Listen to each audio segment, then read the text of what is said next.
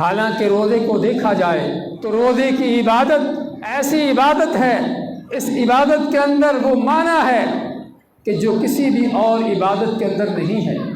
اللہ تعالیٰ فرماتا ہے کل عمل ابن آدم له الا الصوم فانه لی وانا اجزی به، کہ انسان جو بھی عمل کرتا ہے اس کے لیے ہے۔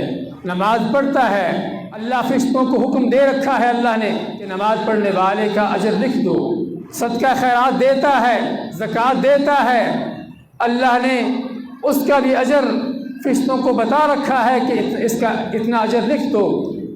لیکن روزے کے بارے میں اللہ کیا فرماتا ہے؟ الا الصوم، کہ سوائے روزے کے، فإنہ لی، کہ روزہ میرے لیے ہے۔ بھی نماز بھی تو اللہ کے لیے پڑھتے ہیں نا، حج عمرہ بھی تو اللہ کے لیے کرتے ہیں، روزے کا اللہ کے لیے ہونے کا کیا معنی ہے؟ ہاں یہ وہ بندے اور اللہ کے درمیان وہ راز ہے کہ جسے صرف اللہ ہی جانتا ہے۔ یہ بندے اور رب کے درمیان وہ خفیہ بات ہے کہ جسے صرف اللہ ہی پہچانتا ہے کہ کون روزے سے ہے۔ تو جب یہ راز ہے تو یہ راز کی باتیں اللہ اپنے پاس ہی رکھتا ہے، پھر اس کا اجر بھی پھر خود اللہ خود ہی دیتا ہے۔ اس لیے فرمایا کہ اس کا اجر بھی میں ہی خود دوں گا۔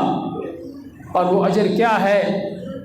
کہ جس کے لیے اللہ نے جنتوں کے دروازے کھول رکھے ہیں، کہ جس کے لیے اللہ نے روزے داروں کے لیے جنت کا ایک خاص دروازہ بنا رکھا ہے جس کو باب الریان کا نام دیا جاتا ہے، اور جس کے لیے قیامت کے دن کہا جائے گا کلوا واشربوا ہنیئا بما اسلفتم فی الایام الخالیہ، کہ کھاؤ اور پیو، جنت کے مزے اڑاؤ، جنت کی نعمتوں کی لذتیں اٹھاؤ، کس وجہ سے؟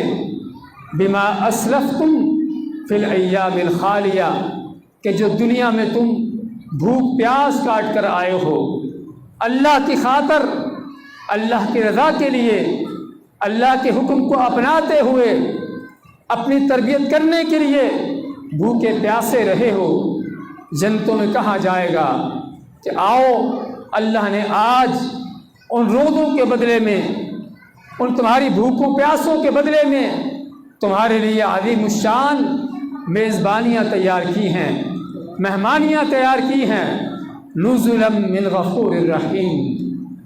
ہاں وہ کیا ہے؟ وہ جنت ہے۔